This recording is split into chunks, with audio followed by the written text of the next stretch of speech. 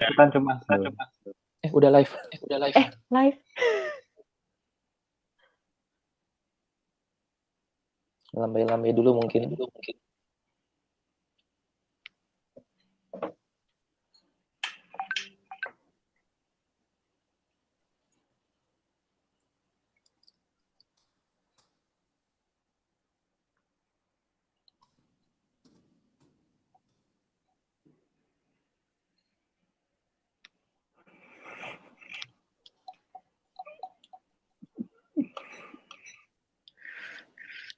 Oke, ini kayak udah live ya. Kita ngobrol-ngobrol dulu kali ya. Sambil nungguin Sabil. Halo. Hai. Hai. Ya. Hai dokter semuanya. Hai, saya ya boleh lah, tapi jangan panggil saya dokter kali ya. Takut nanti ada yang protes gitu. Takut ada yang protes kalau tiba-tiba dipanggil dokter gitu. Oke, panggil Kak aja kali ya biar Ya. gimana gitu. Saya juga. Ya. Mas Aji kan ini terkenalnya Nah, mindfulness. iya. Tahu kan saya. Bukan dokter, bukan psikolog. Iya, siap.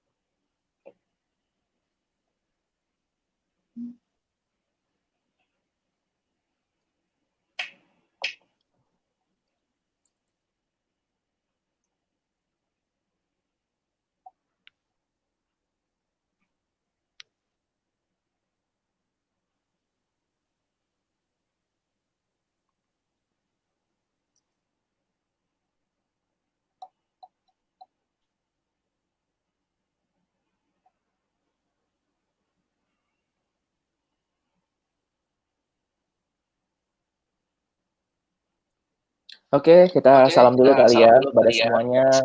Ya, kepada penonton. Mbak Sabil udah balik. Iya. Baru mau kita ambil alih tadi. Iya udah boleh dong kalau misalkan mau sapa-sapa dulu, mungkin kan juga udah ada beberapa teman-teman yang standby kan. Iya. Nah, langsung aja dok kita sama-sama, mungkin ada followers atau ininya dokter, kerabatnya dokter gitu. Boleh Mungkin banget siapa deh. dari Mas Aji dulu kali ya, Mas. Silakan Mas Aji.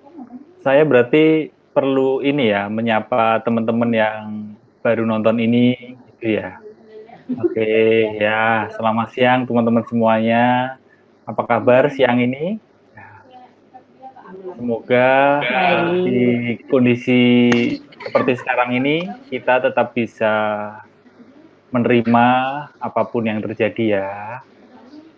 Ya, amin. Oke. Kita belajar bareng nanti, ngobrol-ngobrol bareng di sini ya. Siap, amin dokter. Ya, saya bukan dokter, Mbak Salsa. Oh iya, lupa. Iya. Ya maksudnya Mas Haji. Iya.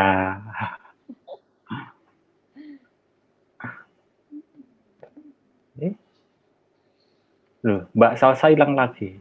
Iya. Mbak Salsa mau kemana Mbak Salsa? Posisi ngatur posisi HP biar sejajar biar kelihatan cakepnya kayak dokter-dokter semua.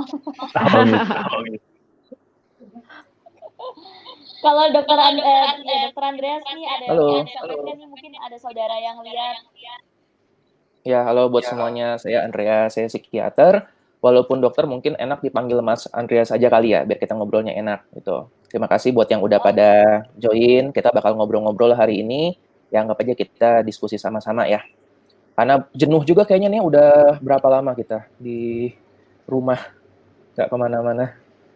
Berapa lama ya kalau di Indonesia? Saya kurang tahu dok. Mungkin ada, kalau itu kan sih mungkin ada udah 1 bulan kali ya. Jadi kita nanti akan diskusi kira-kira gimana untuk menjaga kesehatan fisik dan mental tetap oke selama dalam masa karantina ini. Karena kan kita belum tahu nih sampai kapan ya. Iya. Oke dokter, terima kasih. Kalau untuk Kak Indah, mungkin ada yang mau disampaikan, mungkin ada yang sedang lihat. Oke, halo semuanya, salam kenal. Saya Indah, saya psikolog. Mmm, jangan dipanggil Dok tapi ya, terserah mau dipanggil apa, mau dipanggil Mbak, mau dipanggil Kakak juga boleh, mau dipanggil Ibu ya sedikit boleh, tapi lebih baik Kakak aja, gitu. Sama tadi seperti yang, mas-mas ini bilang bahwa hari ini kita akan sharing, akan berbagi, akan ngobrol soal gimana sih kita, bisa tetap menjaga kesehatan fisik dan mental kita selama ya bener sih kita udah sebulan, kalau saya ya, saya pribadi udah sebulan di rumah aja, gitu. Oke, dokter. Kak, sorry maksudnya. Iya, iya. Kita tinggal nunggu dokter Tirta aja nih ya, berarti untuk join kita.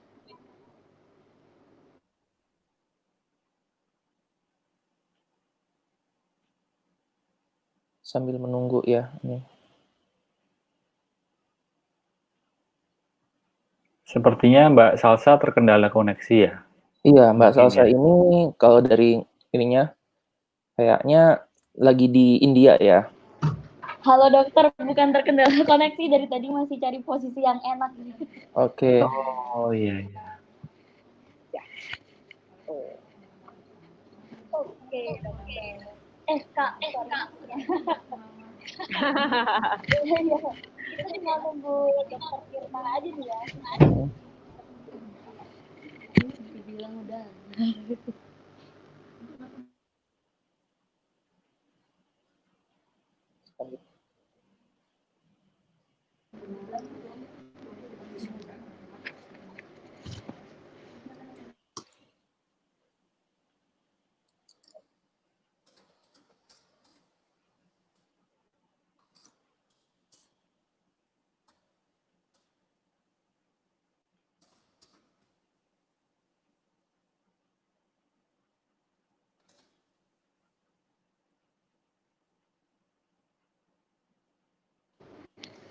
Oke dokter dan kakak-kakak sekalian, kayaknya kita langsung mulai aja ya sambil menunggu dokter Tirta.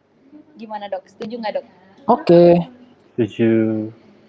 Oke, jadi um, salam sejahtera untuk semua teman-teman dimanapun kalian berada. Selamat datang di Social Restriction 2020.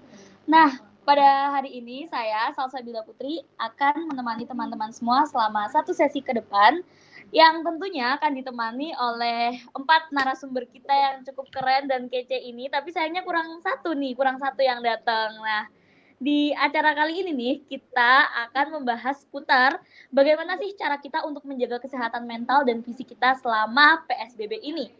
Nah, tapi buat teman-teman yang baru saja bergabung, di sini saya akan memberitahu lagi nih bahwasanya sebenarnya Social Restriction 2020 ini adalah suatu program yang diadakan oleh teman-teman dari Persatuan Pelajar Indonesia Sedunia yang memiliki tujuan untuk menggalang donasi yang nantinya akan dialokasikan sebagai APD untuk para tim medis yang pada saat ini sedang menjadi garda terdepan untuk melawan COVID-19 di negara kita tercinta ini. Nah, seperti itu.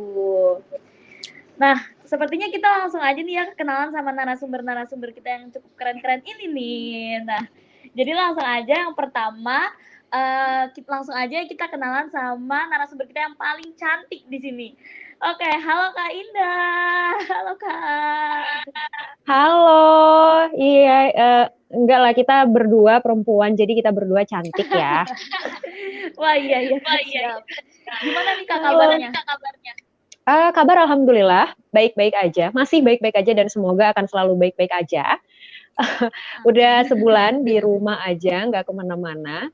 Ya, alhamdulillah sih belum bosan ya, masih betah di rumah aja. Oke, baik. Semoga selalu semangat terus dan gak akan bosan ya Kak di Amin. rumah sampai keadaan membaik. Oke, selanjutnya nih, Dokter Andreas. Halo dokter. Halo. Aduh, Selamat gimana nih siang. dokter kabarnya? Selamat siang dok. Sehat-sehat. Ya, mungkin karena kurang bergerak jadi rasanya agak naik berat badannya gitu. Tapi kita mengikuti restriksi PSBB supaya semua tetap sehat, saling jaga kan kita ya. Siap, benar sekali dokter. Oke, selanjutnya nih, halo Mas Aji Santoso Putro. Halo Mas. Halo, ya. Wah, gimana nih Mas kabarnya selama PSBB? Aman Mas? Ya. Aman, baik-baik saja. Teman-teman semua juga semoga baik-baik saja ya. Amin ya Allah. Siap. Oke nih teman-teman semua, setelah kita sapa-sapa para narasumber kita pada hari ini, kayaknya nih ya kita langsung aja ya masuk ke topik. Ngobrolin tentang COVID-19 nih. Kayaknya dari awal 2020 nih kayaknya dunia nih udah mulai diguncangkan nih oleh kabar COVID-19. Dari yang tadinya dia itu hanya menjadi hanya epidemi, sampai akhirnya dia sekarang udah menjadi pandemi dan mulai memakan banyak korban di seluruh penjuru dunia.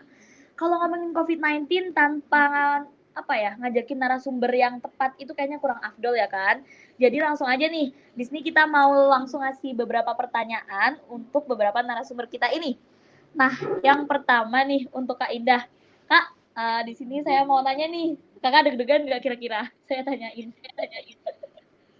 Sebelum kamu nanya juga saya udah deg-degan. Apalagi saya, narasumbernya keren-keren. Iya.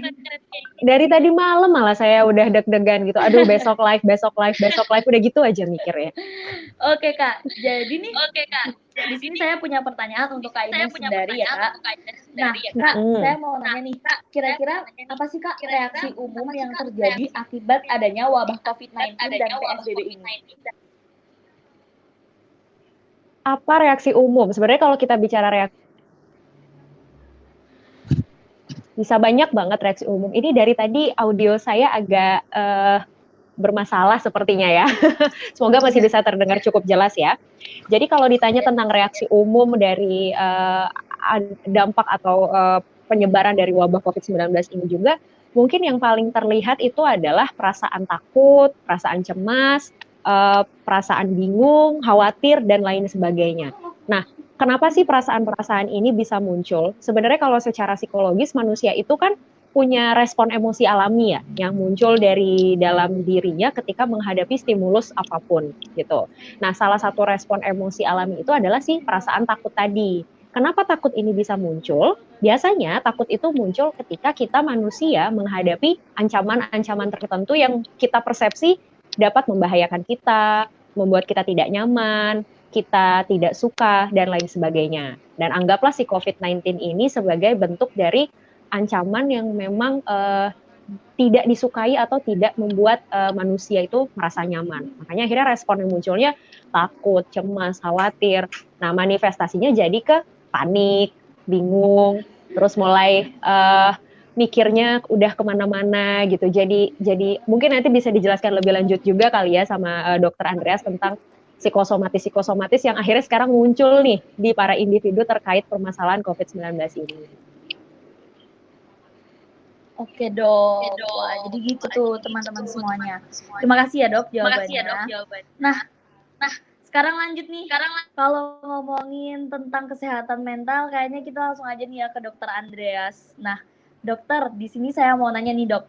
Sebenarnya apa sih dok dampak diberlakukannya PSBB terhadap kesehatan mental masyarakat kita dok? Oke, jadi PSBB ini kan memang bukan hanya di Indonesia yang memberlakukan seperti ini ya. Ini udah jadi kayak standar di beberapa daerah. Bahkan ini sesuatu yang disarankan karena tujuannya kan jelas, yaitu gimana mencegah penyebaran dari penyakit yang sebenarnya ini bisa untuk kita contain, bisa untuk kita buat dia terbatas. Di sisi lain, dengan adanya pemberlakuan itu, yang paling sering muncul mungkin jadi jenuh ya. Mungkin yang ya para penonton, teman-teman semua netizen juga udah ngerasain kayak, aduh bosan ngeliatnya orangnya lu lagi kayak gitu. Atau kalau kita lihat berita, isi berita semuanya COVID semua, kayaknya nggak ada yang lain.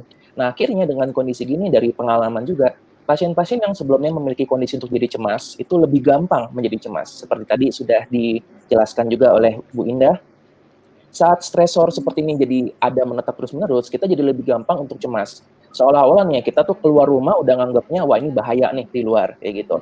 Terus untuk orang-orang yang ada kecenderungan untuk depresi, pasien-pasien yang depresi, biasanya mereka bisa mendapatkan support dengan positive social interaction. Misalnya dengan mereka ngumpul dengan teman-teman, ketawa-ketawa. Nah, ini kan sesuatu yang sekarang lagi terbatas. Kita jadi diminta untuk membatasi aktivitas tersebut. Ini juga yang membuat teman-teman kita yang dengan depresi itu tampaknya beberapa gejalanya itu makin memberat. Dan terutama tadi juga Bu Indah udah bilang tentang psikosomatis, ini sesuatu yang jadi sering terjadi. Mungkin sederhananya psikosomatis adalah sebuah kondisi di mana pikiran itu mempengaruhi badan dan badan juga mempengaruhi pikiran. Misalnya, kita jadi gampang berdebar-debar. Untuk orang-orang yang sakit mah, kondisi cemas ini membuat kondisi kunjungan ke IGD mungkin jadi meningkat karena sakit mahnya jadi sering kambuh. Atau kita jadi ngerasa, kok tenggorokan jadi nggak enak ya, kok jadi gampang pengen batuk, kok jadi rasanya nafasnya nggak enak. Nah, ini adalah contoh-contoh dari kondisi yang psikosomatis itu. Nah, ini yang nanti kita akan diskusikan kira-kira sebatas mana itu cemas yang wajar dan yang mana yang mungkin sudah memerlukan bantuan. Termasuk nanti teman saya, ya Mas Aji juga akan mungkin sharing gimana caranya untuk relaksasi. Oke, seperti itu ya dok. Jadi sebenarnya kecemasan yang masyarakat kita rasakan pada situasi seperti ini itu sebenarnya menjadi hal yang wajar selagi kecemasannya itu tidak berlebihan. Seperti itu kan Mbak Indah dan juga Dokter Andreas? Oke, kita lanjut langsung ke Mas Aji yang terkenal sekali dengan konsep mindfulness-nya nih. Nah, berbicara tentang konsep mindfulness Mas Aji, boleh dong Mas diceritain ke kita atau minta tolong dijelaskan ke kita teman-teman yang sedang mendengarkan sebenarnya apa sih Mas konsep mindfulness ini? Mungkin ada yang belum tahu. Mindfulness itu keadaan di mana pikiran kita sadar berada di saat ini, di sini kini. Ya. Tubuh kita kan selalu berada di sini kini ya. Kan tidak mungkin kalau sekarang ini tubuh teman-teman berada di masa lalu, kan nggak mungkin kan. Tubuh selalu berada di present moment. Tidak mungkin juga berada di masa depan. Nah, seringkali tubuh kita di sini, pikiran kita ngelayap ke masa lalu atau ngelayap ke masa depan ya, ingat akan kenangan, ingat akan mantan mungkin ya, atau khawatir akan impian, atau khawatir tentang tujuan yang ingin dicapai. Sehingga kondisi seperti itu tadi, di mana tubuh tidak selaras dengan pikiran, di mana tubuh dan pikiran tidak berada di saat ini, di sini kini, itulah yang menjadi pemicu untuk takut, panik, cemas seperti yang sudah dijelaskan sama Mbak Indah, sama Dokter Andre. Sehingga mindfulness ini adalah sebuah metode atau sebuah pendekatan di mana kita melatih pikiran kita untuk lebih berada di saat ini, di sini kini. Kecemasan, kepanikan, ketakutan, kalau dirunut teman-teman, itu sebenarnya kan lebih ke faktor pikiran kita yang terlalu mengantisipasi apa yang bakal terjadi, seperti di kondisi sekarang ini. Ya. Wajar kalau kita cemas, wajar kalau kita takut, ya, karena itu bagian dari psikologi kita ketika berhadapan dengan situasi yang baru. Sehingga kita perlu menjaga agar kecemasan itu berada di takaran yang pas. Seperti yang dikatakan Dokter Andri tadi, bahwa sebenarnya kecemasan ini perlu dijaga jangan sampai berlebihan, tapi juga jangan terus sama sekali tidak cemas. Karena sama sekali tidak cemas, sama sekali tidak takut, itu pun berbahaya. Kalau sama sekali tidak takut, sama sekali tidak cemas, kita malah jadi abai dengan saran para pakar, kita malah mendekati kekerumunan gitu. Bahkan kalau kita bisa menjaga kecemasan kita, ketakutan kita di takaran yang pas, maka imunitas tubuh kita akan bekerja dengan baik. Ya. Jadi dengan berlatih mindfulness, maka kita akan lebih sadar seberapa takut, seberapa cemas yang kita perlukan. Gitu. Oke, seperti itu ya Mas Aji, terima kasih penjelasannya. Nah, jadi gitu teman-teman, kalau misalkan teman-teman semuanya nih ngerasa, wah kok aku cemas ya semenjak ada PSBB ini dan sebagainya. Itu hal wajar teman-teman, karena teman-teman sedang beradaptasi dengan kondisi atau situasi yang baru, seperti itu. Nah, langsung aja nih dok ke pertanyaan selanjutnya, ke Mbak Indah lagi ya. Nah, di sini saya mau nanya nih Mbak, bagaimana sih cara supaya kita tuh cara yang bisa kita lakukan agar kita tuh bisa beradaptasi dengan lingkungan yang baru ini? Oke, kalau kita bicara soal adaptasi itu kan terkait dengan proses menyesuaikan diri ya, gitu. Namanya kalau ada suatu perubahan dari pasti secara otomatis kita sebagai individu itu akan mengikuti, menyesuaikan dengan perubahan apa yang ada di lingkungan. Nah, proses penyesuaian diri ini akan menjadi lebih mudah kalau kita willing to untuk beradaptasi. Kalau kitanya nggak mau untuk beradaptasi, itu yang susah. Jatuhnya lingkungan menuntut kita untuk beradaptasi, tapi kitanya belum siap untuk beradaptasi, akhirnya jatuhnya apa? Kita bisa merasa stres, kita jadi ngerasa serba terpaksa dalam melakukan berbagai aktivitas. Makanya kenapa dalam kondisi saat ini, di mana lingkungan itu seolah memaksa atau menuntut kita untuk menyesuaikan diri, disitulah peran kita untuk mengikuti. Mengikuti di sini dengan cara apa? Dengan cara yang memang disesuaikan juga dengan kenyamanan kita. Seperti misal, ketika pemerintah meminta kita untuk stay at home, ketika pemerintah menganjurkan kita untuk sering mencuci tangan, menjaga pola makan, menjaga pola hidup, mulai berolahraga. Nah, itu adalah bentuk-bentuk adaptasi baru yang bisa kita lakukan untuk menyesuaikan diri kita dengan kondisi lingkungan saat ini. Jadi memang kita harus willing untuk melakukan sesuatu. Dan kalau misalnya kita belum nyaman untuk melakukan itu, nggak apa-apa, karena pada dasarnya proses adaptasi ini kan juga butuh waktu, butuh proses. Nggak bisa kita diminta adaptasi sekarang, terus besok kita udah langsung berubah, udah langsung nyaman dengan kondisi yang baru. Itu kan belum tentu. Butuh yang namanya proses, butuh yang namanya waktu, butuh yang namanya usaha.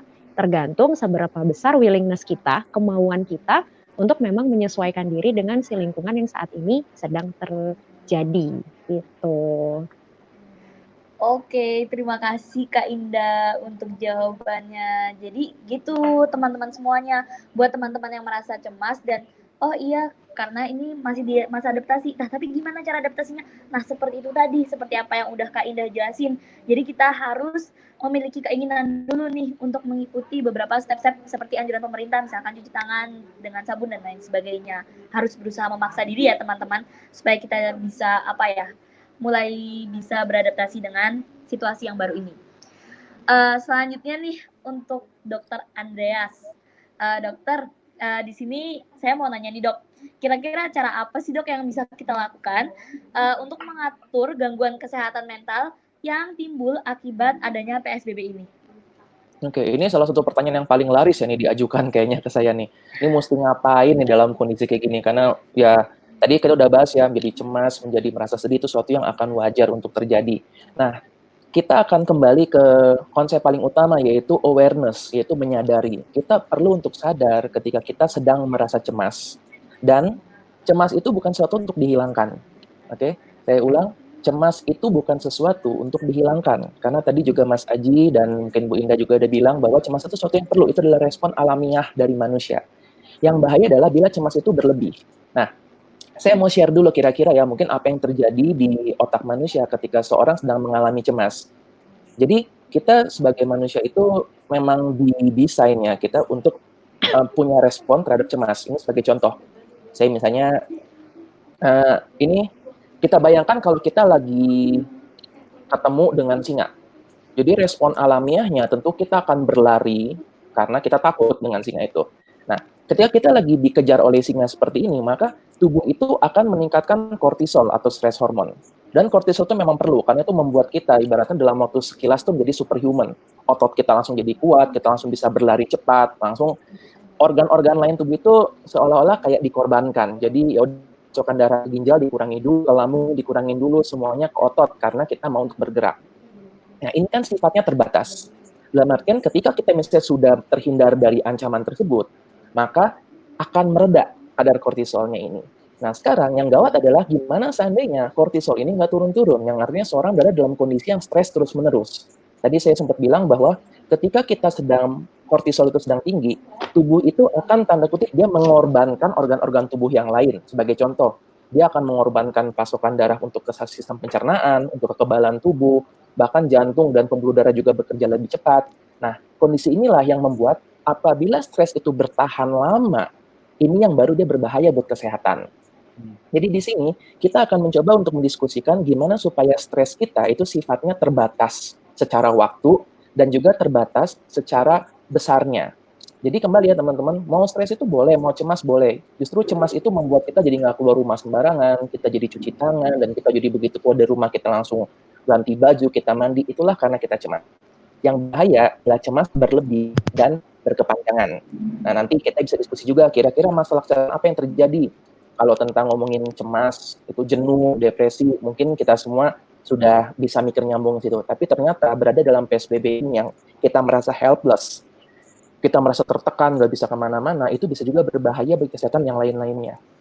Mungkin teman-teman yang di rumah sakit ya, teman-teman di klinik juga melihat ada kunjungan yang meningkat, misalnya orang-orang jadi penyakit lambungnya meningkat, jadi cemas, biasanya asma, jadi asmanya jadi sering kambuh, jadi takut ini asma, sesak biasa, apa karena infeksi COVID ya, jadi akhirnya jadi takut seperti itu.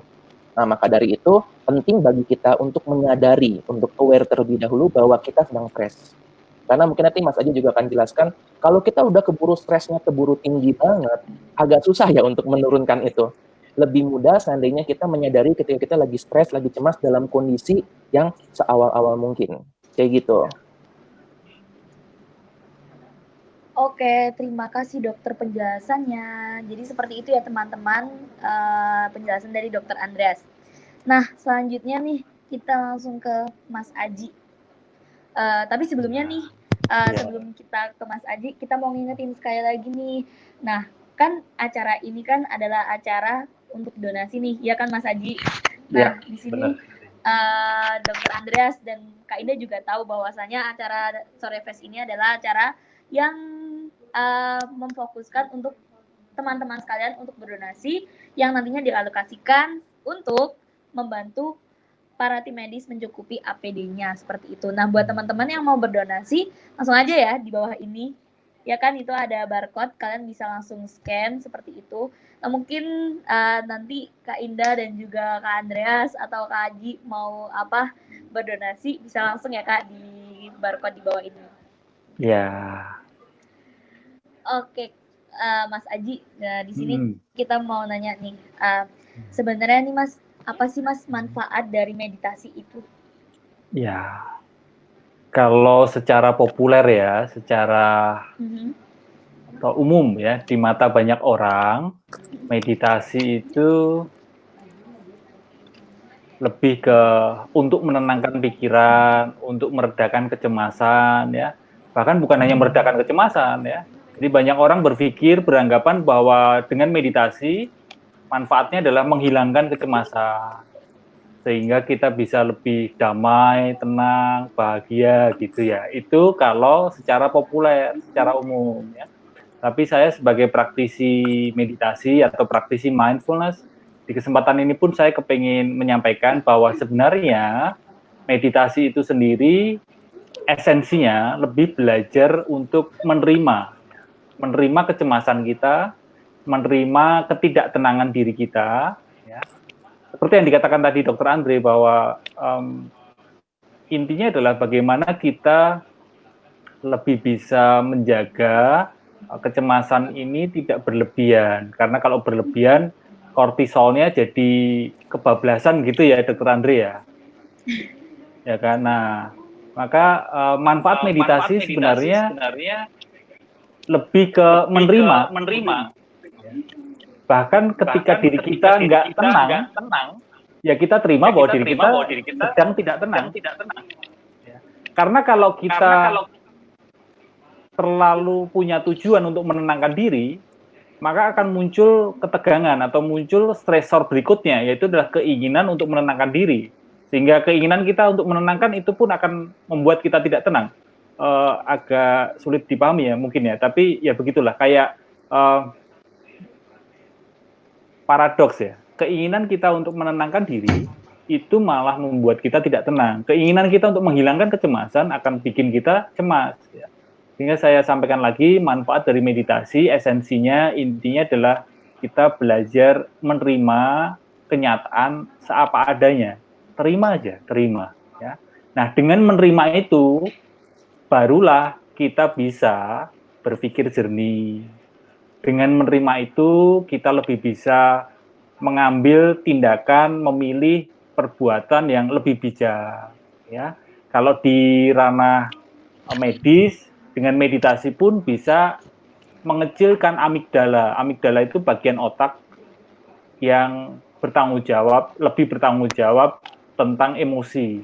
Kalau kita orang yang lebih cenderung reaktif, emosional gitu, cenderung terpicu emosi kita, nah amigdala kita besar. Dengan berlatih meditasi, karena otak kita sifatnya neuroplasticity, maka amigdala itu pun bisa surut, bisa mengecil ya.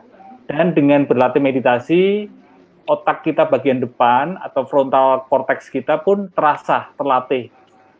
Dampaknya tadi kita lebih bisa memilih apa yang sebaiknya kita lakukan dengan lebih bijak, gitu.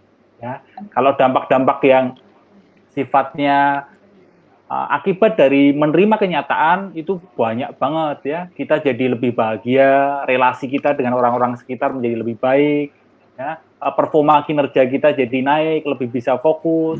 Dan kalau yang disampaikan soal psikosomatis pun bisa diredakan dengan berlatih meditasi. Kesehatan mental, kesehatan fisik menjadi lebih baik.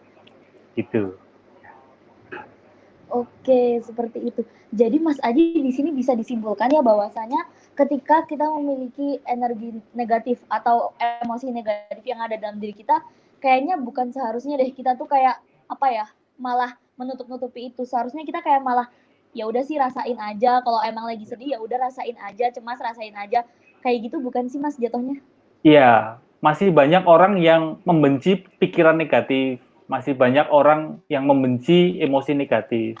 Padahal kalau di meditasi, di mindfulness, agar kita tenang, kita belajar untuk merangkul, menerima emosi negatif, menerima pikiran negatif. Karena bagaimanapun juga pikiran kita ini tidak bisa dikunci di satu kondisi. Pikiran kita sifatnya itu dia akan selalu konstan flux. Dia nggak bisa terkondisi positif terus. Demikian juga pikiran kita tidak bisa terkondisi negatif terus. Dia akan menggeliat gitu. Istilahnya dia akan licin sekali. Kadang berpikir positif, kadang berpikir negatif.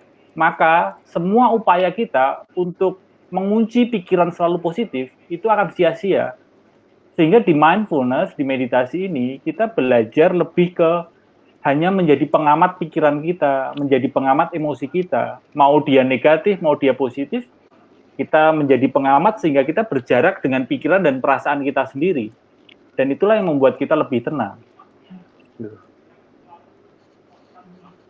Oke, terima kasih dokter penjelasannya. Saya Dokter bukan Tirta, dokter. halo dokter. Ya. Oh iya Mas Aji, ya ampun lupa. Ya. Dokter Tirta, halo dokter. Ya, baru bergabung Selamat dokter bergabung, Tirta. Dok. Di unmute dulu. Ya, halo. Dokter, Ya. halo. Halo dok, aduh, Ya, halo. apa kabar dok? Sepertinya sibuk. Baik. Ya. Oke, dokter Tirta baru datang nih. Langsung dikasih pertanyaan aja mau nggak dok? Oh ya, oke, boleh. Aman.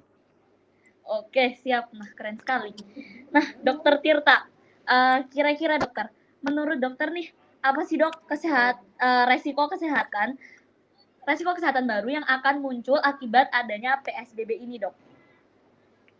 Saya ini ya, izin buka masker ya. Ntar dimarahin netizen saya nggak pakai. Selalu kayak gitu. Jadi kalau ini resiko PSBB, resiko kesehatan baru yang muncul. Karena PSBB atau nggak PSBB? Saya ulangi ya dok pertanyaannya. Jadi gini dok, kira-kira menurut dokter Tirta nih, apa sih dok resiko kesehatan baru yang akan muncul akibat adanya PSBB ini? Gitu dok. Jadi kalau resiko kesehatan baru yang kita lakukan sekarang itu, saya mengutip dari perkataan Pak Doni ya, karena saya udah dipanggil Pak Doni itu untuk salah satu relawan, dan Pak Doni merupakan kepala BNPB. Seperti kita tahu bahwa bencana COVID itu sudah ditetapkan menjadi bencana nasional, sehingga sekarang yang memegang kendali itu Pak Jokowi dengan koordinator lapangannya ibaratnya adalah komando lapangannya dipegang oleh Pak Jenderal Doni. Untuk saya biasa panggil Bang Doni. Dan sebenarnya Bang Doni kemarin udah sharing melalui saya dan teman-teman kayak Dr. Arif dan kawan-kawan, itu ada beberapa hal penting.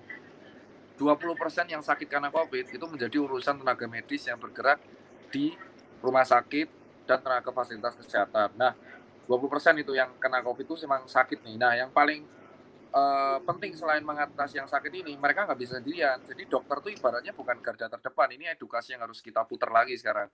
Dokter dan tenaga kesehatan tuh, halo? Ya, dokter dan tenaga kesehatan itu merupakan garda terakhir. Tenaga kesehatan merupakan garda terakhir yang harus kita lindungi. Nah, cara melindungi adalah kita tuh ngebuat sisa 80% ini yang masih sehat agar tetap sehat. dan yang sakit ini menjadi sehat. Nah, problemnya sekarang adalah memutus rantai infeksi dan gimana caranya 80% ini menjadi sehat. Nah, yang paling bahaya dari segi ini adalah menekankan yang saat ini tetap sehat, sehingga menekankan pada dua hal, yaitu disiplin diri dan disiplin kolektif. Nah, kemungkinan sakit apa yang terjadi di kalangan PSBB ini adalah satu, lebih kepada tadi sudah diterangkan, yaitu psikosomatis ya. Terus yang kedua adalah ketidakdisiplinan yang terjadi selama PSBB ini masih banyak, sehingga nanti bisa menimbulkan perpindahan atau migrasi virus yang dibawa oleh masing-masing karier. Yang karier itu disebutnya adalah OTG. Jadi penekanannya bukan PSBB bisa menimbulkan penyakit, justru PSBB itu adalah suatu tindakan dari pemerintah yang bisa membantu untuk menekan infeksi, memutus rantai infeksi. Nah, problemnya itu bukan PSBB-nya atau enggak, tapi problemnya adalah kepada diri kita masing-masing, disiplin diri dan disiplin kolektif. Pada dasarnya itu, dan menekankan agar kita tuh patuh pada anjuran-anjuran yang sudah dibuat oleh WHO seperti ini. Buat apa kita cuci tangan kalau kita masih megang barang sembarangan dan kita masih megang mulut, hidung, dan mata? Buat apa seperti itu? Nah, yang kita harus tekankan adalah suatu hal yang harus kita sampaikan pada masyarakat. Pada dasarnya adalah bahwa kita harus cuci tangan yang rajin, tapi juga kita tidak boleh megang barang sembarangan. Kita juga harus yang namanya mengontrol untuk memegang mata, hidung, dan mulut itu nggak boleh dipegang sama sekali. Dan kalau kita udah megang barang sembarangan di tempat umum, kita harus cuci tangan kembali. Nah, hal-hal itu yang harus kita tekankan menjadi disiplin diri. Terus habis itu jauhkan dari stigma negatif. Nah, ini yang paling parah nih dari tindakan ini ya, yaitu banyaknya stigma negatif dan menganggap COVID itu sebagai aib. Jadi ada yang satu tuh berlebihan, jadi dia takut dirinya sakit, psikosomatis, tapi ada yang memandang COVID itu sebagai benar-benar aib, sehingga nanti dia akan menekan sekelilingnya. Jadi orang-orang itu nanti jujur malah menjadi tidak mau jujur. Contoh kemarin saya ke Semarang untuk diskusi dengan Pak Gubernur, Pak Ganjar, dan Pak Wali Kota di sana, dan Kadis di sana mengatakan bahwa gara-gara satu orang yang mudik dan tidak mau jujur, dia nggak mau jujur karena takut stigma negatif dari kampungnya, itu ngebuat 42 dokter, 46 tepatnya, itu menjadi positif COVID dalam waktu sehari. Dan itu masih di tracing, berapa lagi yang positif. Nah, hal ini kita bisa cegah kalau misalkan orang-orang yang emang sekitar kita, itu kita edukasi. Jadi menjadi influencer itu menurut saya tidak perlu butuh follower yang banyak. Tapi menjadi influencer itu pada intinya adalah memberikan influence yang positif bagi sekeliling kita. Jadi saya agak kurang setuju kalau ditanya apakah efek PSBB ini resiko penyakit yang muncul karena PSBB. Ya jujur aja, kalau resiko penyakit yang muncul karena PSBB kan dibuat untuk mencegah COVID. Jadi ya tergantung dari pribadi masing-masing. Tetapi kalau dua hal efek psikologis yang paling mungkin muncul dikarenakan COVID, itu yaitu psikosomatis, yang kedua adalah stigma negatif atau pandangan negatif terhadap tenaga medis ataupun ODP, PDP, OTG, dan positif. Kak. Oke. Jadi seperti itu ya, Dok. Nah, tapi nih Dokter Tirta, kan tadi dokter udah ngejelasin, Dok. Ya hilang dokter. Dok, kan tadi seperti yang dokter jelasin tuh bahwasanya yang di Semarang ya tadi, yang karena mereka itu nggak mau jujur, jadinya satu lokasi itu ini ya pada kesebar penyakit COVID-19 ini kan, Dok?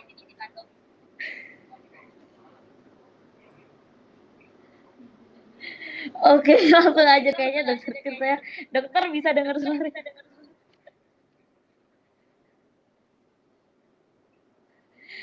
Oke, kayaknya kita langsung ke ini aja deh, kita loncat aja deh. Ya, kenapa? Tolong, tadi lagi ngurusin. Oh, dokter dengar ya? Dengar. Gimana? Dokter dengar nggak?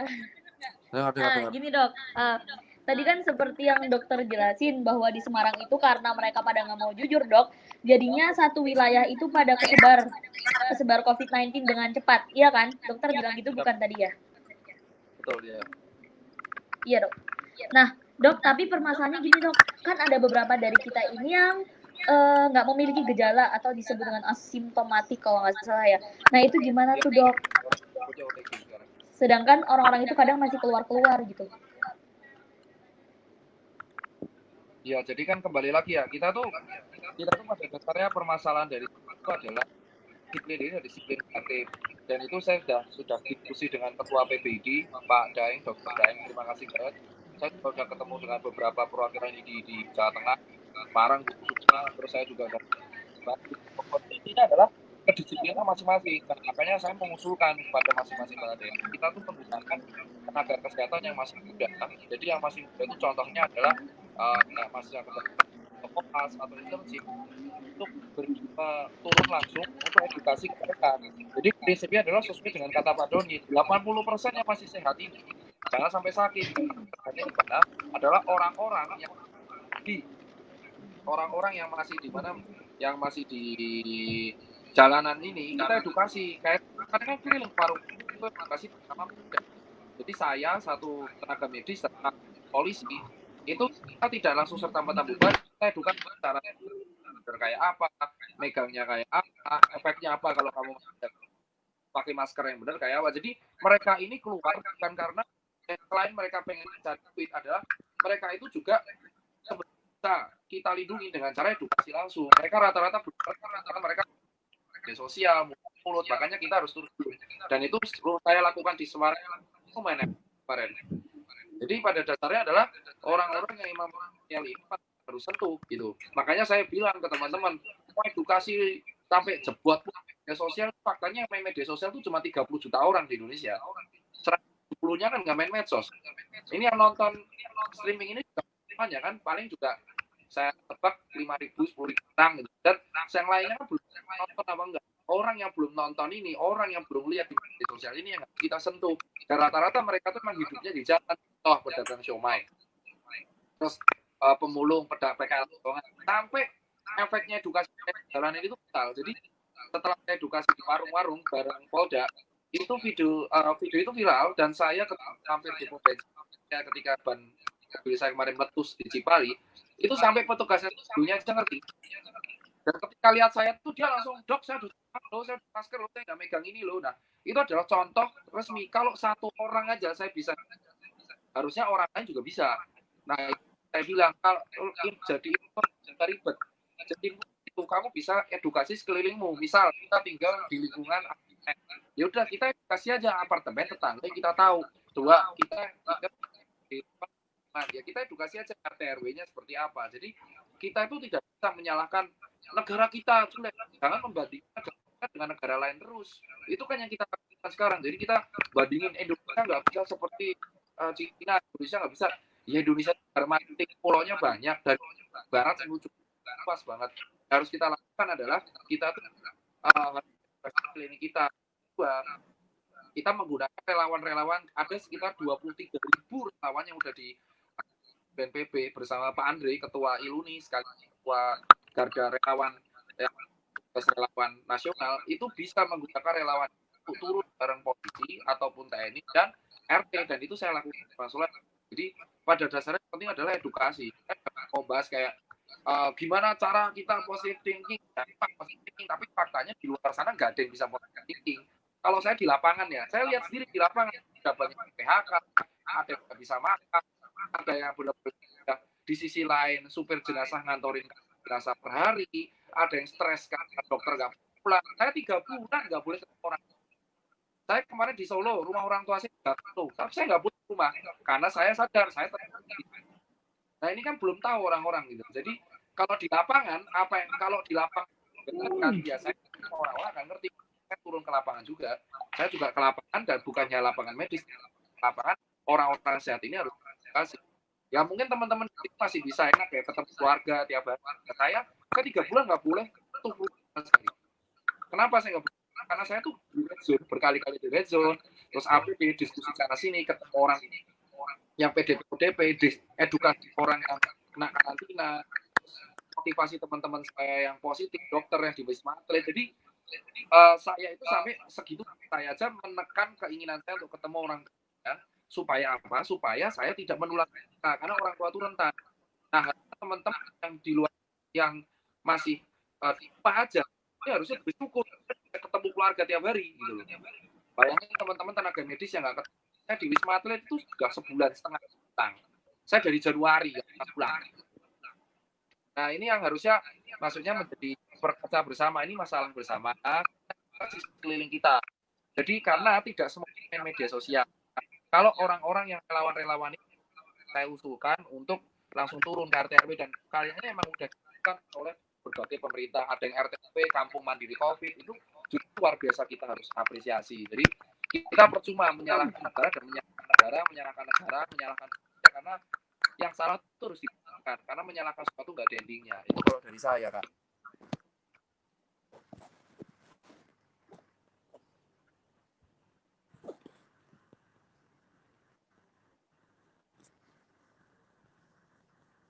Suaramu ke-mute, Kak. Nah, ke-mute lagi, Kak. Nah, Halo. Ya udah. Terima kasih dok udah diingatkan. Terima kasih dokter Tirta untuk penjelasannya. Terima kasih banyak dok. Nah lanjut nih untuk dokter Andreas. Dokter Andreas mau nanya nih dok. Yes. Jadi ini dok pertanyaannya. Apa sih dok aktivitas yang bisa kita lakukan untuk mengurangi gangguan kesehatan mental yang disebabkan oleh PSBB dan COVID-19 ini? Oke, kita bisa ngebahas gini ya. Kayaknya tiap orang akan memiliki caranya masing-masing untuk gimana mereka tuh deal dengan kondisi kebosanan ini. Problemnya adalah justru ketika cara yang dilakukan itu sudah nggak efektif lagi. Oke, misalnya nih kita tahu misalnya begitu hari-hari pertama kita di rumah kan, kita punya aktivitas main game, nonton, atau baca buku, dan itu hanya bertahan mungkin beberapa hari. Sampai akhirnya setelah kita sudah cukup lama melakukan itu, lama-lama kita bosen. Itu kerasa kok udah nggak lagi menimbulkan perasaan senang atau seru yang biasa kita rasakan. Nah, itu bisa dijelaskan secara medikal. Karena gini, di otak kita, tadi kita udah bahas tentang kortisol, yaitu hormon stres. Nah, kita juga memiliki namanya dopamin, yaitu hormon untuk rasa senang, untuk pleasure, untuk rasa kita bahagia dan seru-seruan. Jadi misalnya kita nonton suatu film seri, terus begitu kita nonton itu rasanya seru banget, itu dopamin kita lagi meningkat. Nah, bayangkan kalau situ sudah tamat filmnya, kita ulang lagi dari awal. Ketika kita nonton untuk kedua kalinya, maka film ini tidak lagi seseru yang pertama. Itu karena dopamin yang dihasilkan oleh otak kita sudah tidak sebanyak pada saat kita nonton pertama kali. Jadi aktivitas yang dilakukan berulang-ulang semakin lama akan membuat kita semakin kayak kebal gitu dengan rasa senang tersebut. Nah, kalau misalnya film yang sama kita ulang lagi nonton ketiga kalinya, serunya makin kurang. Nah, makin yang keempat, kelima diulang terus, akhirnya film itu jadi nggak seru lagi. Nah, sekarang bayangkan aktivitas yang kita lakukan di rumah saat ini. Beres-beres rumah mungkin, ngatur-ngatur kondisi di rumah, hari pertama masih menyenangkan. Tapi kita sudah terlalu lama berada di rumah sehingga hal-hal ini tidak lagi membuat kita merasa senang. Jadi, caranya adalah begini, gimana supaya dopamin kita tetap tinggi, gimana supaya kita tetap merasakan seru dan bahagia, adalah dengan melakukan variasi aktivitas kegiatan. Nah, ini yang perlu kita sadari bahwa misalnya biasanya kita nonton di kamar, cobalah cari aktivitas lain, nontonnya misalnya di luar, atau coba kali ini baca, atau biasa nonton filmnya drama Korea gitu, yang lagi rame kan sekarang ini ya, apa judulnya tuh yang Story of Married Life Couple itu, nah itu kan lagi rame tuh sekarang tuh.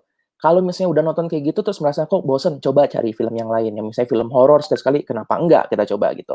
Atau misalnya, coba sekali-sekali kita agak menjauh dari sosial media. Ini kan masa-masa di mana kita kan dikit-dikit buka IG, buka Facebook, Twitter, kita buka mungkin ya yang kanal-kanal berita yang biasa kita lihat. Kalau kita sudah mulai bosan dengan berita-berita yang sama, terus ngeliat lagi-lagi drama terus, berantem terus di media sosial, coba kita ganti aktivitasnya.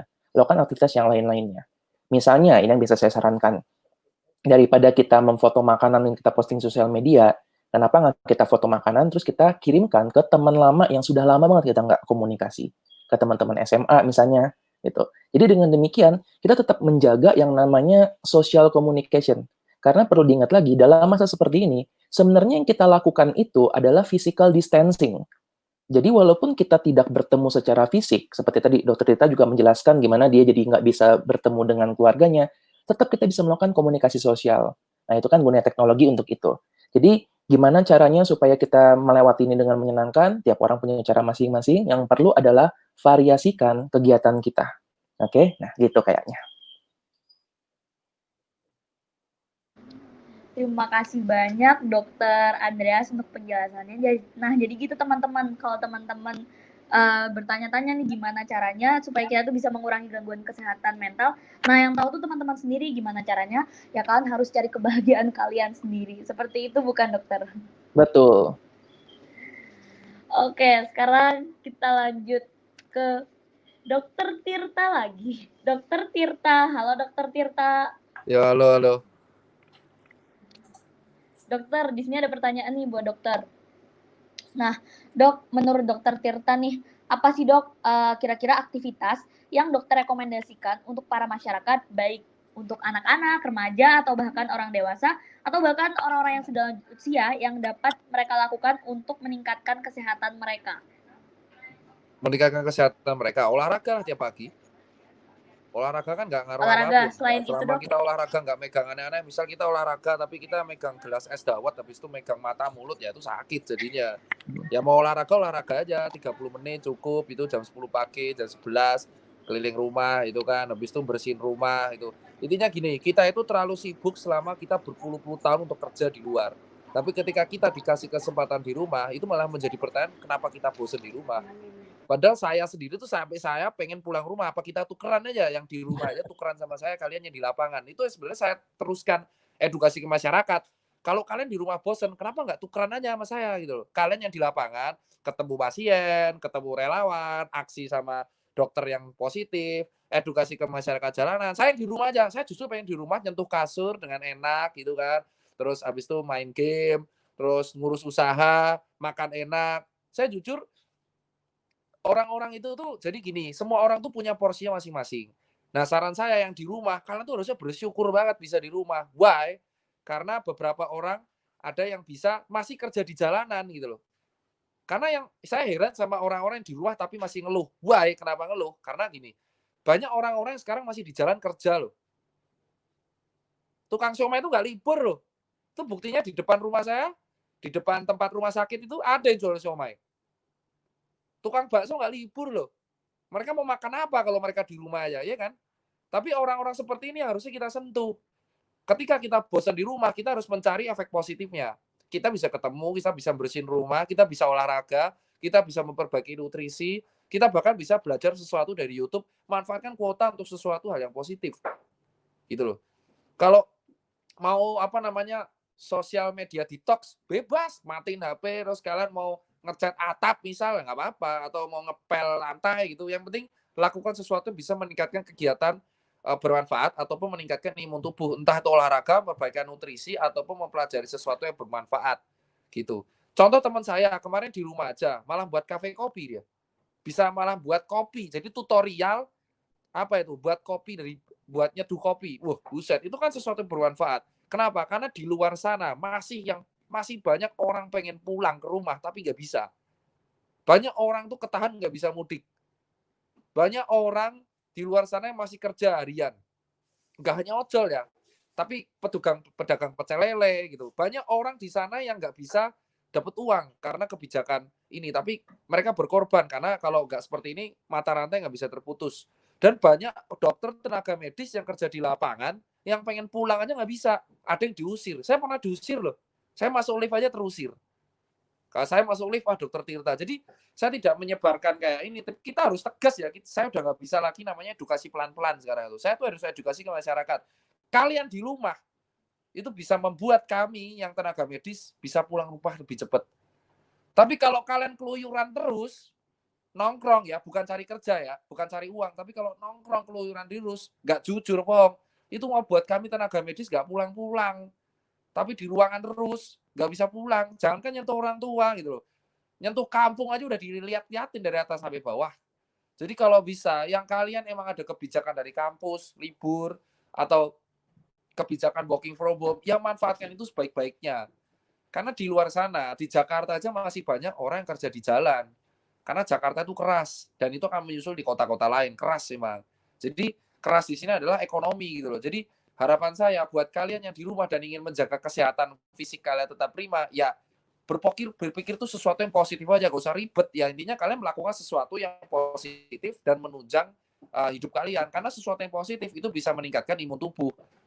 Kalau saya jelasin dasar teorinya udah dijelasin senior saya. Tapi kalau saya jelasin teorinya, orang pasti akan skip, apaan sih gitu. Cuman saya bilang, apapun sesuatu yang berbau positif, itu akan meningkatkan imun tubuh. Entah itu dalam bentuk asupan makanan, meditasi, olahraga, terus melakukan kegiatan positif, belajar, berpikir positif, menginfluence hal positif, itu akan meningkatkan imun tubuh, sehingga kita juga bisa tidak terkena penyakit. Itu aja kalau dari saya, Kak.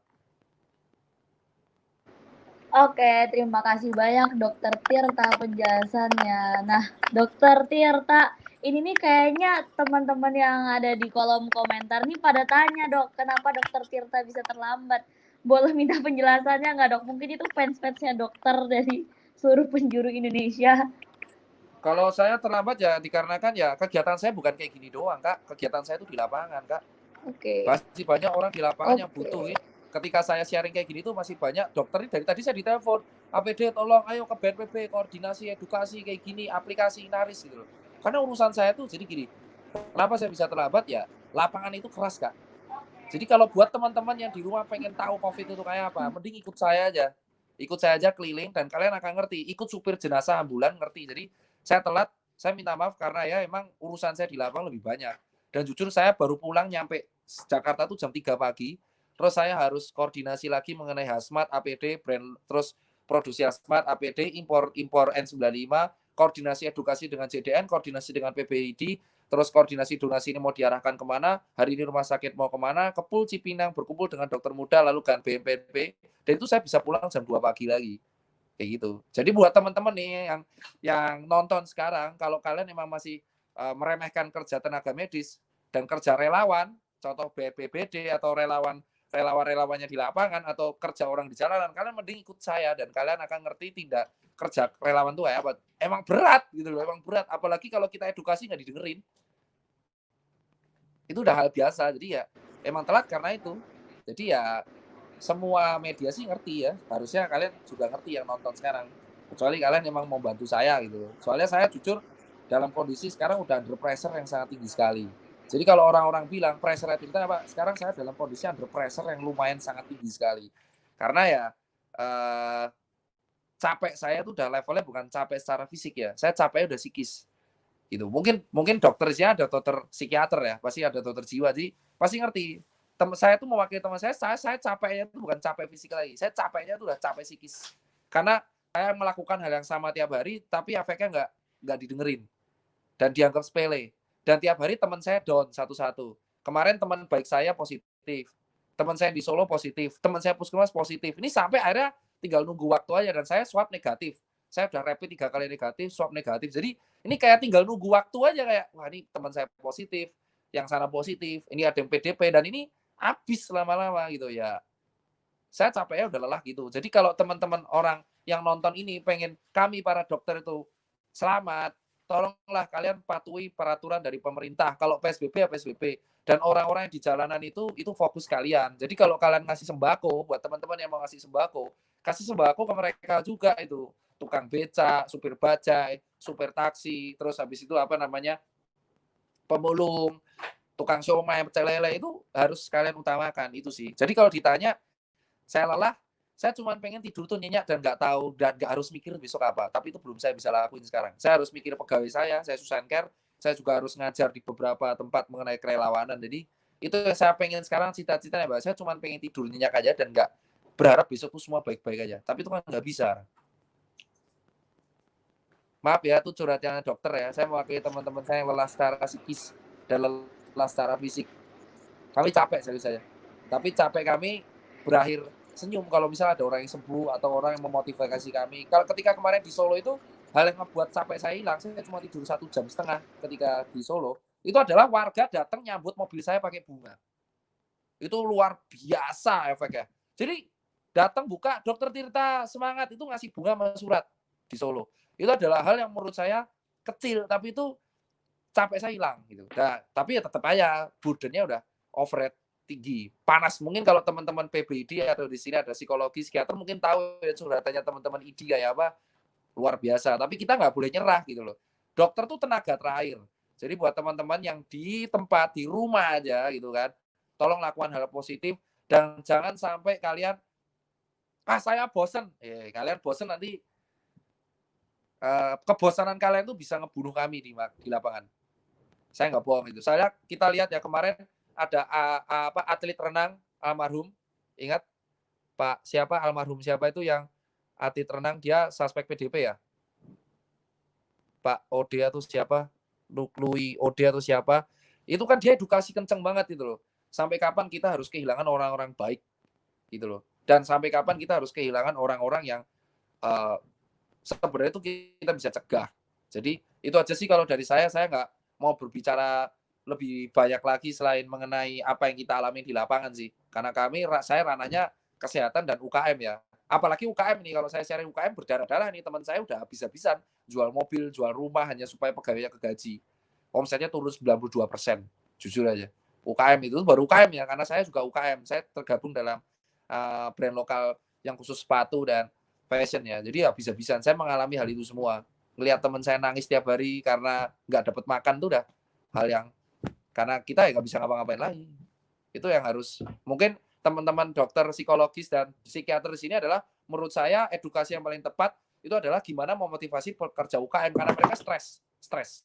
Orang-orang UKM apalagi di PHK, teman-teman mungkin tahu ya, saya sharing aja.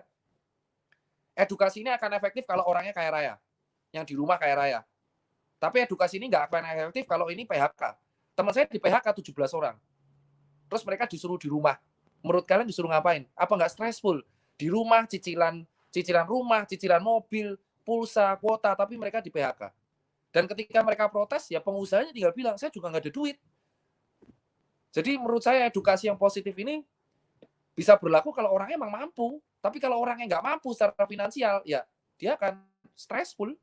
Nah itu ya harus kita cari pikirnya. Mungkin saya minta bantuan banget, saya minta bantuan kalau saya bisa nyembah. Mungkin buat dokter jiwa atau psikologis itu buat sebuah edukasi video gimana orang-orang yang di PHK sama orang-orang miskin ini yang di rumah yang bingung mau ngapain sekarang. Bener-bener bingung mau ngapain, sumpah. Karena udah di PHK, nggak ada duit dan mereka disuruh di rumah. Ini kalau kita sendiri, saya nggak bisa.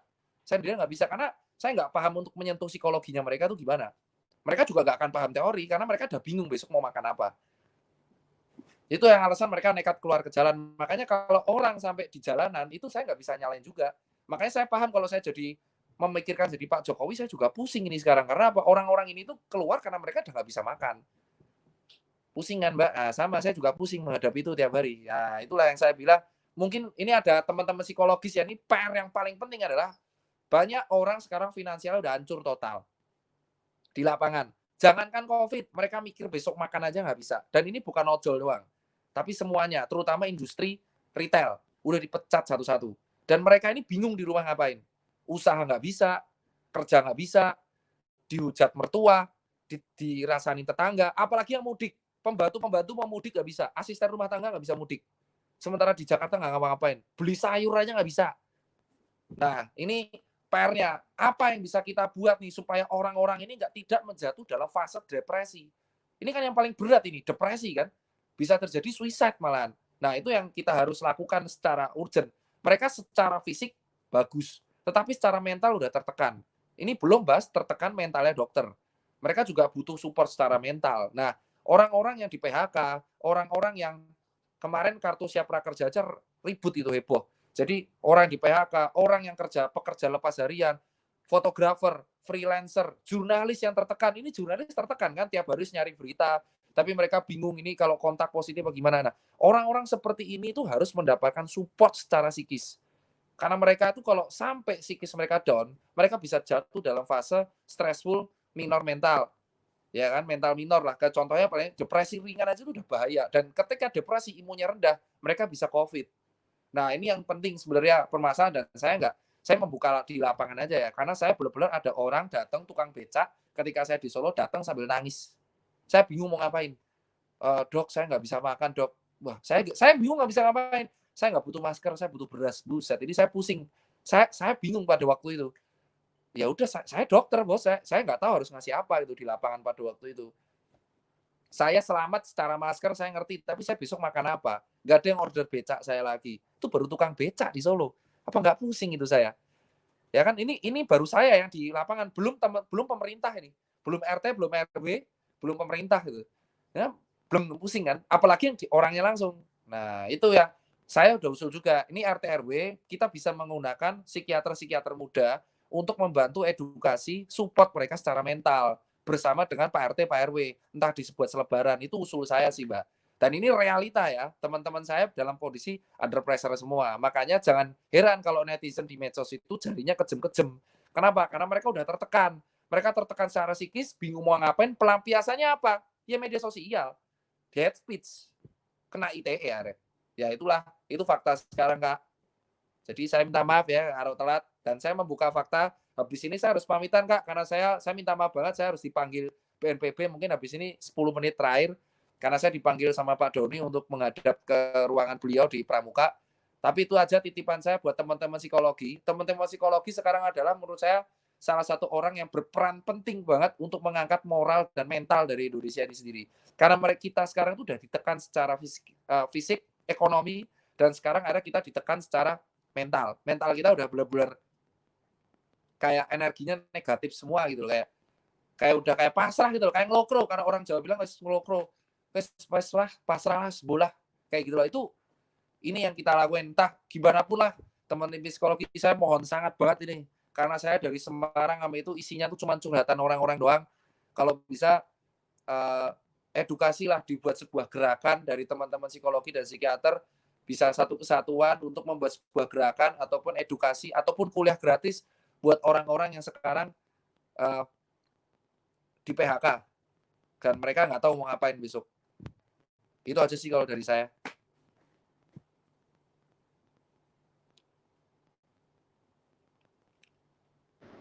Oke, terima kasih banyak Dokter Tirta penjelasannya. Wah, salut sekali Dokter Tirta.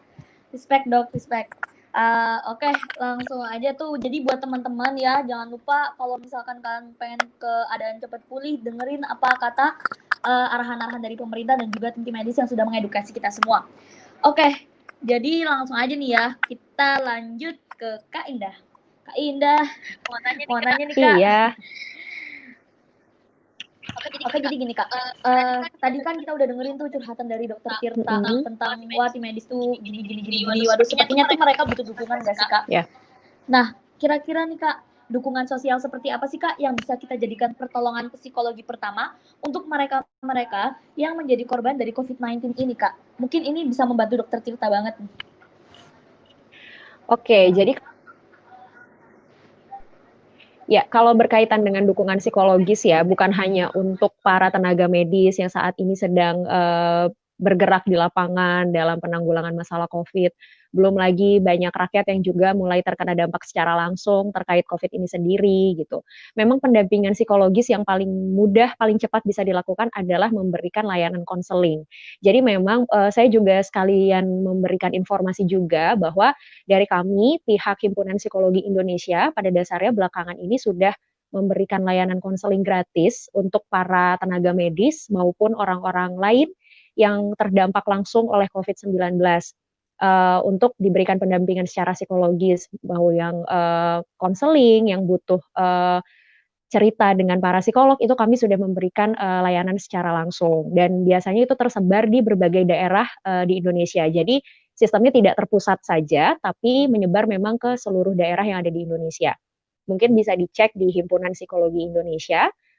Memang kami juga belakangan dari Himpunan Psikologi Indonesia juga sudah mengadakan kelas-kelas online gratis yang bisa diikuti oleh siapa saja terkait bagaimana menghadapi kondisi saat ini, bagaimana menjaga kondisi mental saat ini. Jadi memang saya pribadi sebagai psikolog juga merasa bahwa kondisi saat ini memang bukan hanya menjadi tugasnya dokter saja ya, bukan hanya menjadi tugasnya tenaga medis saja, atau bukan hanya menjadi tugas pemerintah saja, tapi tugas kita semua gitu.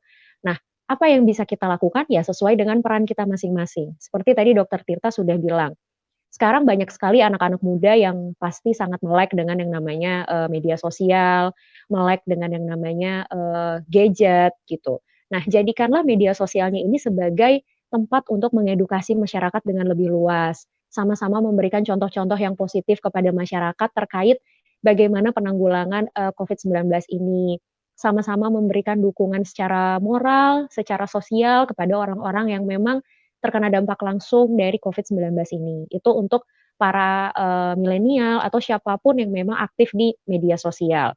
Lalu contohnya misalnya kami gitu kan, praktisi-praktisi di bidang kejiwaan, yang memang akhirnya peran yang mungkin bisa kami lakukan adalah bagaimana kami bisa mendampingi orang-orang terkait permasalahan yang memang menyentuh kondisi mental saat ini terhadap COVID-19. Dan salah satu bentuk secara konkret yang memang sedang dijalankan, yang mungkin memang butuh sosialisasi yang juga lebih besar adalah itu tadi gitu. Layanan konseling gratis yang memang saat ini sudah mulai diberlakukan di berbagai daerah di Indonesia dan mudah-mudahan gerakan ini juga bisa mendapat dukungan dari pemerintah lebih luas supaya kami juga bisa memberikan layanan juga menjadi lebih luas lagi di Indonesia sendiri. Memang kemarin sudah banyak informasi-informasi seperti misalnya beberapa rumah sakit di beberapa daerah itu sudah membuka lowongan untuk volunteer ya dari para psikolog supaya bisa membantu proses pendampingan secara mental, baik untuk masyarakat yang terkena dampak COVID-19 ataupun tenaga medis gitu. Jadi jujur memang saya juga punya beberapa sahabat tenaga medis baik dokter maupun perawat, mereka juga sering bilang sama saya bahwa kayaknya nanti kalau COVID ini udah berakhir, mereka butuh sekali yang namanya konseling psikologi. Karena jujur, mereka sebagai tenaga medis yang memang setiap hari melihat bagaimana kondisi di lapangan, melihat bagaimana korban-korban ataupun keluarga korban terus berdatangan, itu secara psikis sangat menekan mereka. Jadi wajar sih sepertinya kalau tadi Dokter Tirta bilang yang sekarang mereka butuhkan itu hanyalah tidur nyenyak tanpa memikirkan besok akan ada apa lagi ya, besok berapa banyak lagi yang datang, besok siapa lagi rekan-rekan kami yang terkena gitu, atau besok giliran saya atau bukan ya gitu. Jadi memang dari kami Himpunan Psikologi Indonesia juga sudah mencoba untuk semakin menyebarluaskan layanan konseling ini bagi semua pihak yang memang terkena dampak COVID-19 ini.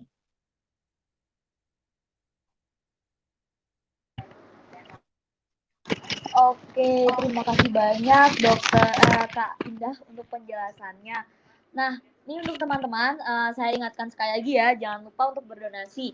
Nah, karena donasi yang teman-teman berikan nanti itu sangat dibutuhkan untuk melengkapi APD untuk membantu para tim medis yang pada saat ini sedang menjadi garda terdepan untuk menanggulangi COVID-19 di Indonesia. Nah, langsung aja nih pertanyaan selanjutnya untuk Mas Aji. Halo Mas Aji.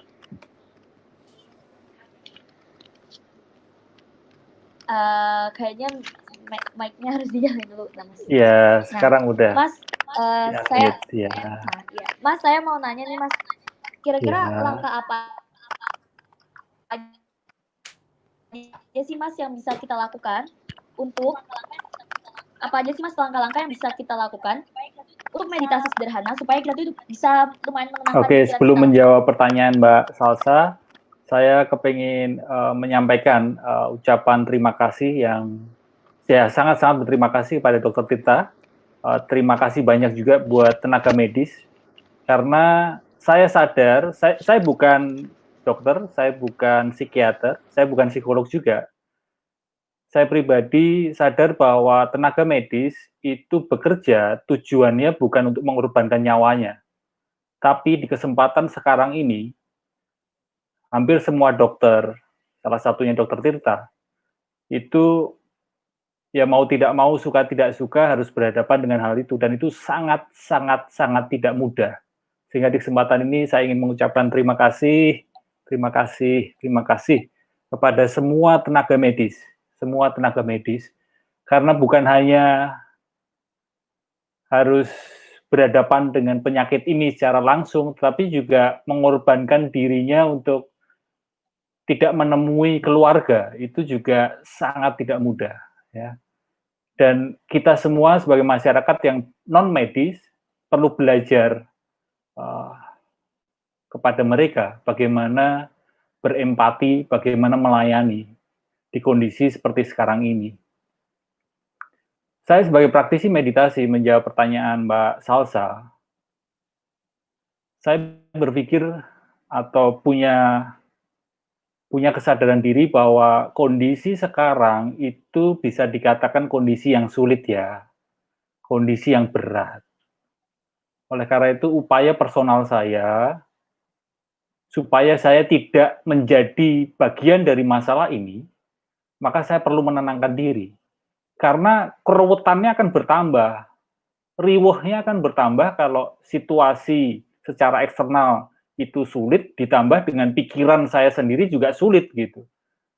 Sama-sama bundetnya kalau orang Jawa bilang ya. Situasi di luar bundet, situasi di dalam, di pikiran saya bundet, sehingga saya menjadi bagian dari masalah dan saya tidak mau itu. Nah, supaya mengurai keruwetan pikiran saya berlatih meditasi. Bahkan meningkatkan intensitas saya untuk berlatih meditasi. Dulu sebelum kejadian ini mungkin sehari cuma 20 menit ya. Tapi sekarang bisa sehari 2 kali, bahkan sehari 3 kali. 3 kali 20 menit atau 2 kali 20 menit. Nah, buat teman-teman yang menonton live ini, saya hanya ingin berbagi, bahkan malah cenderung mengajak, tolong kita semua meluangkan waktu paling tidak 5 menit atau 10 menit hanya untuk duduk, diam, hening, pejamkan mata, dan sadari nafas. Karena seringkali keribetan kondisi itu tidak seribet yang kita pikirkan sebenarnya. Kondisi yang terjadi itu tidak sesetres yang ada di pikiran kita. Pikiran kita ini kan kayak mengamplifikasi apa yang terjadi gitu.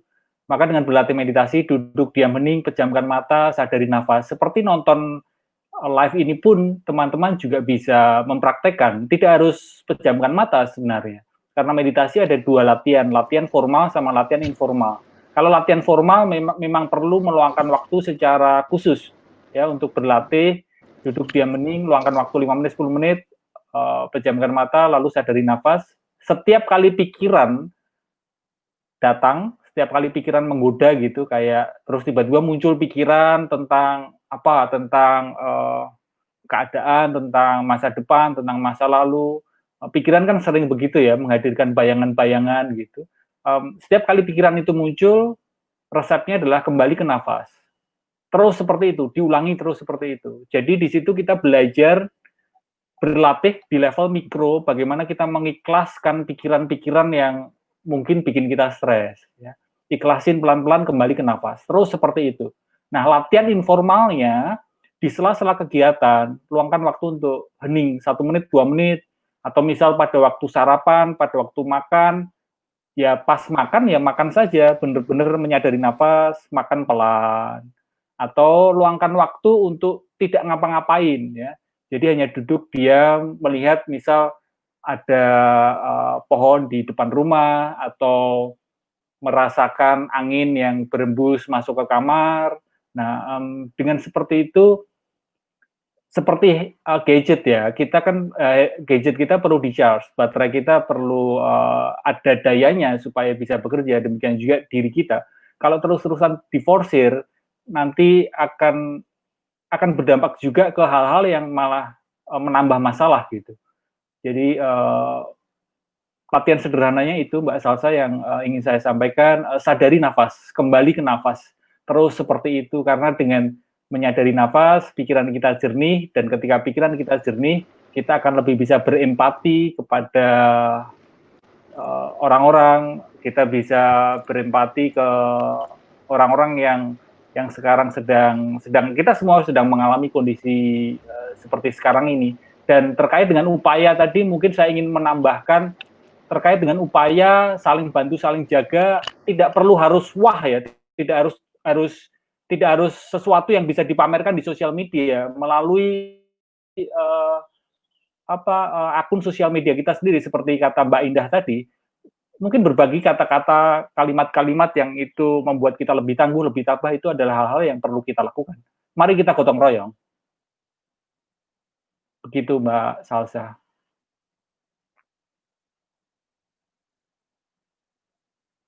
Oke, terima kasih banyak Mas Aji untuk jawabannya.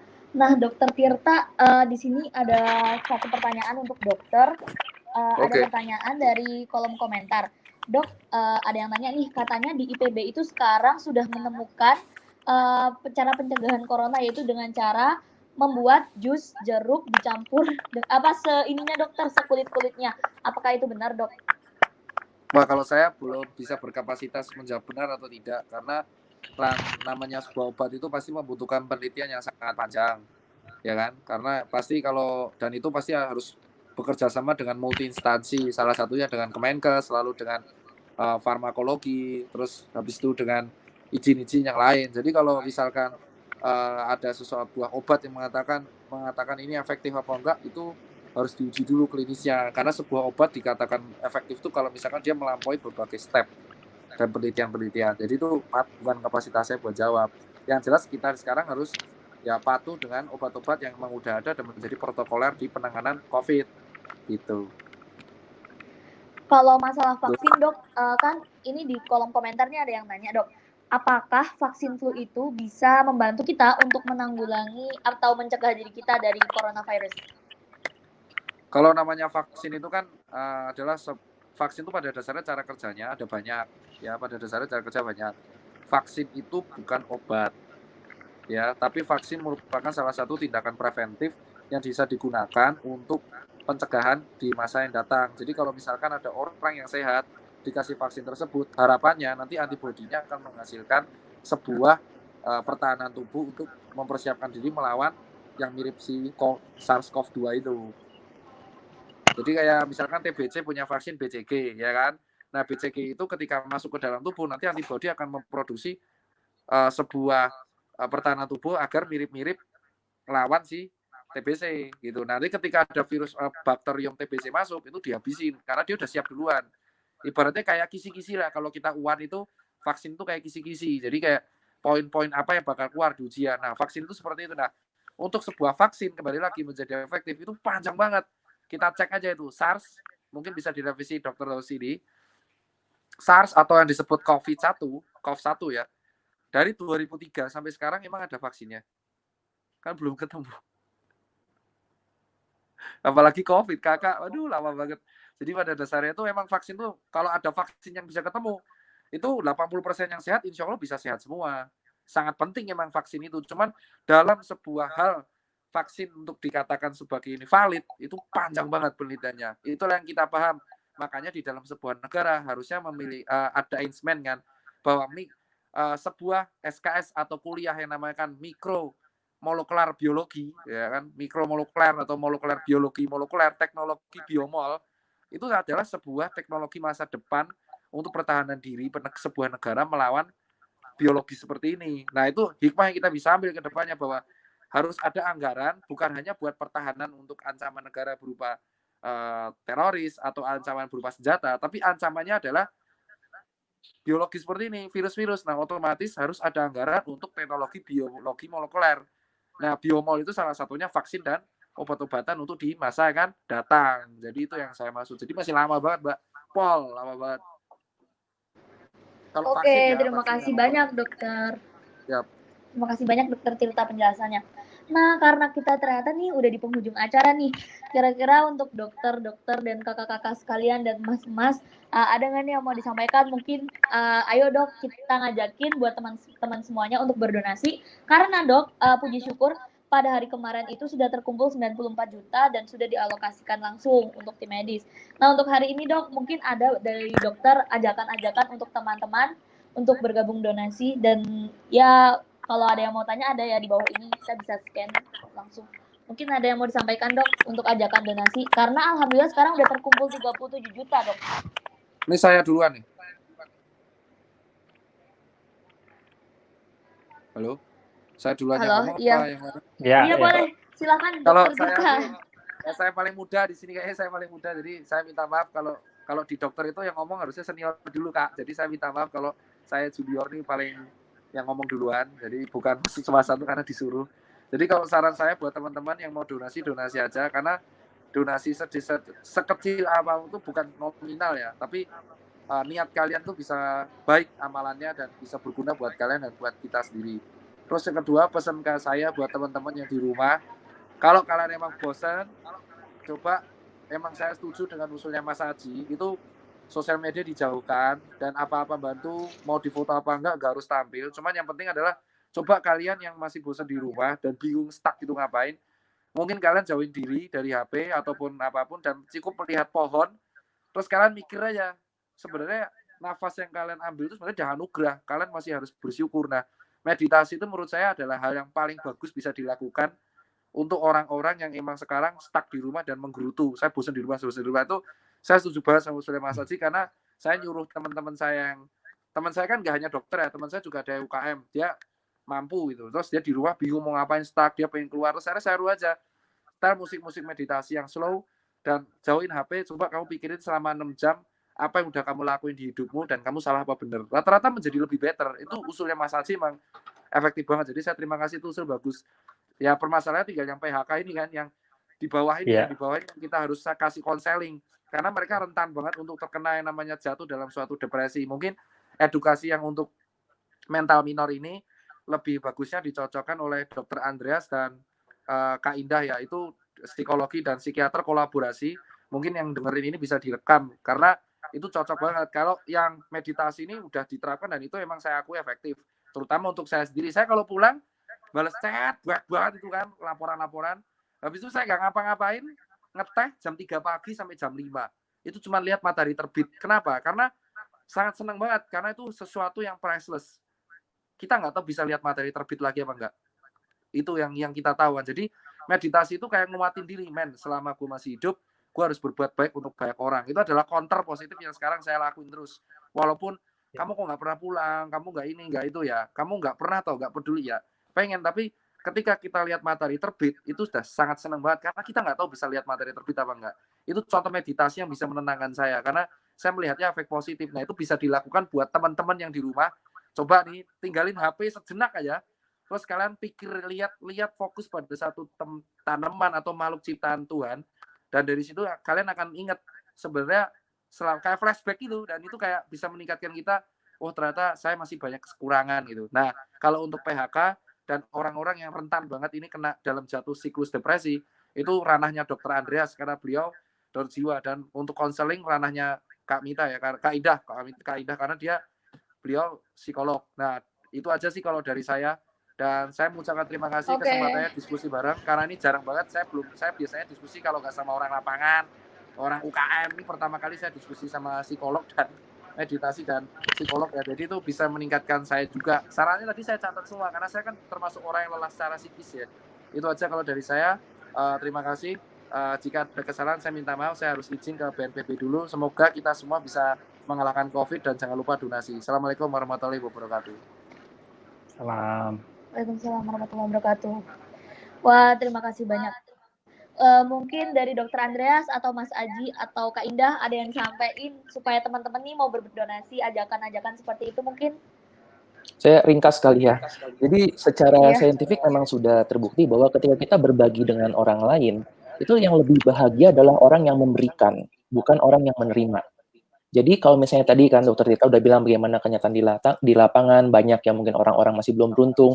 Saya banyak melihat di Twitter, itu orang-orang mungkin menggalang dana, mereka berbagi. Itu sesuatu yang sangat bagus, karena bukan cuma ya karena berbaginya, tapi juga membuat mental well-being itu lebih bagus. Dan juga ya buat teman-teman semua yang mungkin bingung mau menyalurkan bantuan kemana, nih silahkan. Ya, itu di-scan, itu bisa untuk donasi ke Dana. Dan saya bisa buktiin nih, mungkin saya gabung ke banyak grup dokter, dan ketika mereka mendapatkan bantuan APD, itu mereka posting fotonya, dan kita bisa bahwa muka mereka tuh bener-bener yang ceria, yang merasa kayak, oke, ini adalah membantu saya, untuk saya membantu orang lain. Jadi buat teman-teman semua yang sudah donasi, terima kasih. Buat yang mungkin lagi mikir, aduh mau donasi kemana? Nih ya, scan ke link Dana. Saya juga abis ini akan donasi juga. Oke, terima kasih banyak dokter. Mungkin karena waktunya udah mepet ya dok, langsung aja mungkin kita langsung tutup aja acara kita pada hari ini. Terima kasih banyak Mas Aji, terima kasih banyak ya sarannya tadi tentang meditasi.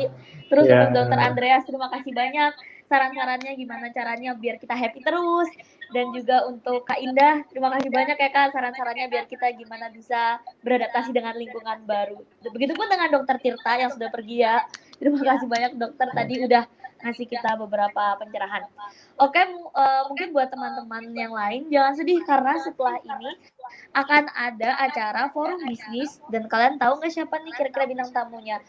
Kalau kalian kepo, tetap stay tune terus ya di Social Restriction 2020. Sampai jumpa di acara selanjutnya. See you. Bye.